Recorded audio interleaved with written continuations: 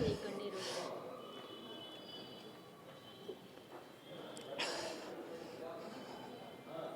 ನಮ್ಮ ಅಶೋಕ್ ಜಯರಾಮ್ ಅವರು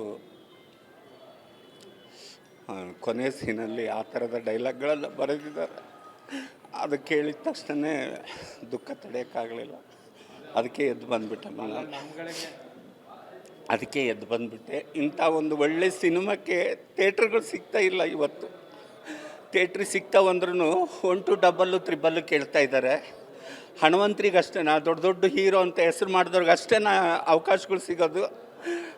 ಇದು ಇಡೀ ನಮ್ಮ ಸಮುದಾಯ ಇದುವರೆಗೂ ಯಾರೂ ಇಂಥ ಸಿನಿಮಾನೇ ಮಾಡಿಲ್ಲ. ಅಂಥ ಸಿನಿಮಾಕ್ಕೆ ಇವತ್ತು ಥಿಯೇಟ್ರ್ ಸಿಗ್ತಾ ಇಲ್ಲ ಅಂದರೆ ಎತ್ತ ಸಾಗಿದೆ ನಮ್ಮ ಕರ್ನಾಟಕ, ಎತ್ತ ಸಾಗಿದೆ ನಮ್ಮ ಕನ್ನಡ ಭಾಷೆ ಅನ್ನೋದಕ್ಕೆ ತುಂಬ ನೋವಾಗ್ತಾಯಿದೆ ಅಮ್ಮ. ನಮಗೆ ಥಿಯೇಟ್ರ್ಗಳು ಬೇಕು. ಇಡೀ ಕರ್ನಾಟಕದಾದ್ಯಂತ ಒಂದು ಒಳ್ಳೆ ಸಿನಿಮಾವನ್ನು ತೋರ್ಸೋಕ್ಕೆ ಥಿಯೇಟ್ರ್ಗಳು ಬೇಕು. ಥಿಯೇಟ್ರ್ಗಳು ಸಿಗದೇ ಇದ್ದರೆ ಹೋಗಿ ರಾಜಭವನದ ಮುಂದೆ ನಾವು ಇಡೀ ಸಮುದಾಯವನ್ನು ಕಟ್ಕೊಂಡು ಹೋಗಿ ನಾವು ಹೋರಾಟವನ್ನು ಮಾಡ್ತೀವಿ. ನಿಜ ಹೇಳ್ಬೇಕಂದ್ರೆ ಈ ಸಿನಿಮಾದಲ್ಲಿ ಒಂದು ಕಟ್ಟಿಗೆ ತೊಗೊಂಡು ಹೊಡೆಯೋದಕ್ಕೆ ಅವು ನಕಲಿ ಸ್ಟಿಕ್ಗಳೆಲ್ಲ ಬರ್ತವೆ. ಅದು 200 300 ರೂಪಾಯಿ. ಅಂಥ ಸ್ಟಿಕ್ ತಗೊಳ್ಳೋಕ್ಕೂ ಸಹ ಯೋಗ್ಯತೆ ಇದ್ದಿಲ್ಲ ನಮ್ಮ ಡೈರೆಕ್ಟ್ರ್ ಹತ್ರ, ಪ್ರೊಡ್ಯೂಸರ್ ಹತ್ರ. ನಿಜವಾದ ಕಟ್ಟಿಗೆ ಕೋಲುಗಳನ್ನು ತಗೊಂಡು ನಾವು ಹೊಡೆಸ್ಕೊಂಡಿದ್ದೀವಿ. ಏನಾದರೂ ಹೆಚ್ಚು ಕಡಿಮೆ ಆಗಿದ್ದರೆ ಜೀವ ಹೋಗೋಂಥದ್ದು. ಅಂಥ ಕಷ್ಟ ಪರಿಸ್ಥಿತಿಯಲ್ಲಿ ನಾವೇ ಭಿಕ್ಷೆ ಬೇಡ್ಕೊಂಬಂದು, ನಾವೇ ದುಡ್ಕೊಂಬಂದು, ನಾವೇ ಟೆಂಟಲ್ಲಿ ಕೂತ್ಕೊಂಡು ಊಟ ಮಾಡಿದ್ದೀವಿ. ಇಂಥ ಒಂದು ಒಳ್ಳೆ ಸಿನಿಮಾಕ್ಕೆ ಅವಕಾಶಗಳು ಸಿಗ್ತಾ ಇಲ್ಲ ಅಂದರೆ ಏನು ಮಾಡಬೇಕಮ್ಮ, ಅರ್ಥನೇ ಆಗ್ತಾ ಇಲ್ಲ. ನಮಗೆ ಥಿಯೇಟ್ರ್ಗಳು ಬೇಕಂತ ನಾವು ನ್ಯಾಯವಾಗಿ ಕೇಳ್ತಾ ಇದ್ದೀವಮ್ಮ. ನೋಡಿ, ನಾವು ಇದೊಂದು ಥಿಯೇಟ್ರ್ ನಮಗೆ ಸಾಕಾ ಹೇಳಿ? ಇಷ್ಟು ಜನ ನಮಗೆ ನಮ್ಮ ಬೆಂಬಲವಾಗಿ ನಿಂತಿದ್ದಾರೆ. ಸಾಕಾ ನಮಗೆ? ನಾವು ಬದುಕು ನಮ್ಮ ಜೀವನ ಕಟ್ಕೊಳ್ಳೋಕೆ ಸಾಕಾ?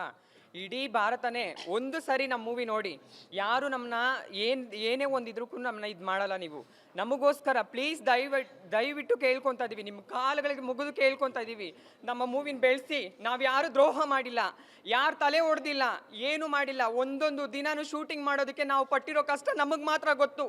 ರೋಡಲ್ಲಿ ಆಚೆ ನಮ್ಮನ್ನ ಕೊಟ್ಟಿರೋ ಮನೆನ ಕಿತ್ಕೊಂಡ್ರು, ನಮಗೆ ಅಂತ ಸೆಟ್ ಹಾಕಿರೋ ಸೆಟ್ಗೆ ಬೆಂಕಿ ಇಟ್ರು, ಗೊತ್ತಾ ನಿಮ್ಗೆ?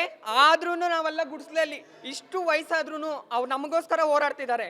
ಪ್ಲೀಸ್ ಈ ತರ ನಮ್ಮನ್ನ ಮಾಡಬೇಡಿ, ನಮಗೆ ಅಂತ ಸಪೋರ್ಟ್ ಮಾಡಿ. ಇನ್ನೂವರೆಗೂ ನಾವು ಇದು ಹೋರಾಡ್ಕೊಂಡೇ ಇರ್ಬೇಕಾ ಹೇಳಿ? ಮಂಗಳಮುಖಿರ ಅಂತವ್ರು ಏನ್ ತಪ್ಪು ಮಾಡಿದೀವ? ಎಡಿಟ್ ಮಾಡಕ್ ಹೋದಾಗ, ಡಬ್ಬಿಂಗ್ ಹೋದಾಗ ಇವರೆಲ್ಲ ಇಷ್ಟೊಂದು ಜನ ಕರ್ಕೊಂಬರ್ಬೇಡ್ರಿ. ನಮಗಿಲ್ಲಿ ತುಂಬ ಜನ ಓಡಾಡ್ತಿರ್ತಾರೆ, ಅವಮಾನ ಆದಂಗೆ ಆಗುತ್ತೆ. ಇಂಥವ್ರು ಸಿನಿಮಾ ಡಬ್ಬಿಂಗ್ ಮಾಡ್ತೀರಾ ನಿಮ್ಮ ಸ್ಟುಡಿಯೋದಲ್ಲಿ ಅಂದಿದ್ದಾರೆ.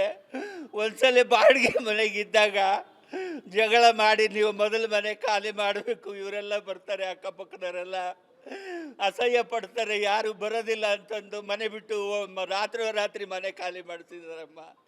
ಇಂಥ ಅದ್ಭುತ ಸಿನಿಮಾಕ್ಕೆ ಇವತ್ತು ಥಿಯೇಟ್ರ್ ಸಿಗ್ತಾ ಇಲ್ಲ.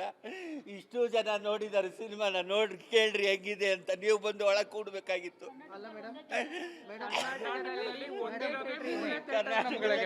ಕರ್ನಾಟಕದಲ್ಲಿ ಕೊಟ್ಟಿರೋದು ಇವಾಗ 3 ಥಿಯೇಟ್ರ್ಗಳು. ಕೇಳಕ್ ಹೋದ್ರೆ ಹೇಳ್ತಾರೆ ನಿಮ್ಗಳ ಸಿನಿಮಾ ಯಾರು ನೋಡ್ತಾರೆ ಅಂತ. ಈ ತರ ಮಾತಾಡ್ತಾರೆ. ನಾವ್ ಯಾರು ಮನುಷ್ಯರಲ್ವಾ? ದೊಡ್ಡ ದೊಡ್ಡ ಸ್ಟಾರ್ಗಳು ಮಾಡಿದ್ರೆ ಮಾತ್ರ ಅವ್ರ ಸಿನಿಮಾಗಳನ್ನ ಇಮ್ಮಿಡಿಯೇಟ್ ಆಗಿ ಎಲ್ಲ ಕಟ್ಔಟ್ಗಳೇನು, ಬಸ್ ಗಂಟು ಪೋಸ್ಟರ್ ಏನು. ಈ ಅಮ್ಮಂಗೆ ಇಷ್ಟು ವಯಸ್ಸಾಗೈತೆ. ಮೊನ್ನೆ ಸಾರಿಗೆ ಸಚಿವರ ಹತ್ರ ಹೋಗಿ ನಮ್ಗೊಂದು ನಮ್ಮ ಮಿನಿಸ್ಟ್ರಿಗೆ ಹೋಗಿ ಲೆಟ್ರ್ ಕೊಟ್ಟಿದ್ದೀನಿ. ಆ ಲೆಟ್ರಿಗೆ ಅವ್ರು ಸೈನ್ ಮಾಡಿ ಕೊಟ್ಟಿದ್ದಾರೆ. ನೀವು MD ಹತ್ರ ಹೋಗಿ ಸೈನ್ ಮಾಡ್ಕೊಂಡು ಎಲ್ಲ ಗಾಡಿಗಳಿಗೆ ಪೋಸ್ಟ್ ಹಾಕ್ರಿ ಅಂತ ಕೊಟ್ಟರೆ MD 8 ದಿನ ಆಯ್ತಮ್ಮ, ಇನ್ನವರೆಗೂ ಒಂದು ಸೈನ್ ಮಾಡಿ ನಮಗೆ ಸರ್ಟಿಫಿಕೇಟ್ ಕೊಟ್ಟೆ. ಆ MD ಹೆಸರು ಗೊತ್ತಿಲ್ಲ. BMTC MD ನಮ್ಮನ್ನ ಪದೇ ಓಡಾಡಿಸ್ತಾ ಇದ್ದಾರೆ, ಇನ್ನವರೆಗೂ ಕೊಟ್ಟಿಲ್ಲ. ಟ್ರಾನ್ಸ್ಜೆಂಡರ್ಸ್ ಅದು ಮಾಡಿದ್ರು, ಇದು ಮಾಡಿದ್ರು, ಆ ಥರ ಮಾಡಿದ್ರು ಅಂತ ಎಲ್ಲ ಹೇಳ್ತಾರೆ. ಟ್ರಾನ್ಸ್ಜೆಂಡರ್ಸ್ ಕಷ್ಟಪಟ್ಟು ಒಂದು ಮೂವಿ ಮಾಡಿದ್ದೀವಿ ಮೇಡಮ್. ಯಾಕೆ ನಮಗೆ ಇದು ಸಿನಿಮಾ ಹಾಲ್ ಕೊಡ್ತಿಲ್ಲ ನೀವು? ಬೇರೆ ಏನಾದರೂ ಮಾಡಿದ್ರೆ ಹೌದು ಇವ್ರು ಮಾಡಿದ್ರು ಅಂತ ಹೇಳ್ತೀರಾ. ನಮ್ಗೆ ಯಾಕೆ ನೀವು ಮಾಡ್ತಿಲ್ಲ? ನಮಗೆ ಯಾಕೆ ನೀವು ಸಪೋರ್ಟ್ ಮಾಡ್ತಿಲ್ಲ? ತಪ್ಪು ಮಾಡಿದ್ರೆ ಟ್ರಾನ್ಸ್ಜೆಂಡರ್ ಹಂಗೆ ಮಾಡಿದ್ರು, ಹಿಂಗೆ ಮಾಡಿದ್ರು, ಆ ಥರ ಮಾಡಿದ್ರು ಅಂತ ನೀವು ಹೆಂಗೆ ವೈರಲ್ ಮಾಡ್ತೀರಾ? ನಾವು ಒಳ್ಳೆ ಕೆಲಸ ಮಾಡಿದ್ದೀವಲ್ಲ. ನಾವು ಎಷ್ಟು ಹಗಲು ರಾತ್ರಿ ಎಷ್ಟು ನೋವುಪಟ್ಟು ಎಷ್ಟು ಒಳ್ಳೆ ಸಿನಿಮಾ ಮಾಡಿದ್ದೀವಿ, ಎಷ್ಟು ಜನ ನೋಡಿದ್ದಾರೆ. ಯಾಕೆ ನೀವು ನಮಗೆ ಬೆಂಬಲ ಕೊಡ್ತಿಲ್ಲ? ಯಾಕೆ ನಮಗೆ ಫಿಲಮ್ ಟೇಕಿಸ್ಕೊಂಡು ಕೊಡ್ತಿಲ್ಲ ನೀವು? ನಿಮ್ಮ ಕಣ್ಣು ಮುಂದೆನೆ ನೋಡಿ, ನಾನು ಇಲ್ಲೇ ಹೇಳ್ತೀನಿ, ನಿಮ್ಮ ಕಣ್ಣು ಮುಂದೆನೆ ಇಷ್ಟು ವಯಸ್ಸಾದ್ರೂ ಪದ್ಮಶ್ರೀ ಅವಾರ್ಡ್ ತಗೊಂಡಿದ್ದಾರೆ, ಗೊತ್ತಾ? ಇದಕ್ಕೆ ನಮ್ಗೆ ಒಳ್ಳೆ ಬೆಲೆ ಇಲ್ಲ.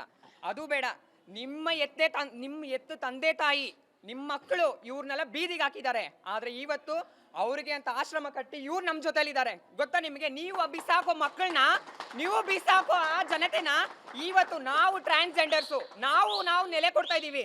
ಆದ್ರೆ ನಮ್ಗೆಲ್ಲಿದೆ ನೆಲೆ? ನಮ್ಗೆಲ್ಲಿದೆಪ್ಪ ನೆಲೆ? ನಮ್ಗೆ ಬಾಡಿಗೆ ಕೊಡ್ತೀರಾ? ಇರಕ್ ವಸತಿ ಮಾಡ್ಕೊಡ್ತೀರಾ? ಏನು ಇಲ್ಲ. ನಮಗೆ ಅಂತ ಲೋನ್ಸ್ ಇದೆಯಾ? ಯಾವುದು ಇಲ್ಲ. ನಮಗೇನ್ರಿ ಗ್ರಾಚಾರ ನೀವು ಬಿಸಾಕಿರೋ ಮಕ್ಕಳನ್ನ ನಾವು ಸಾಕ್ಬೇಕು ಅಂತ? ನಮಗೆ ನ್ಯಾಯ ಇಲ್ದ ಮೇಲೆ ನೀವೇ ನಮಗೆ ನ್ಯಾಯ ಕೊಡಿಸ್ಬೇಕು ಅಂತ ನಾನು ಕೇಳ್ಕೊಂತೀನಿ.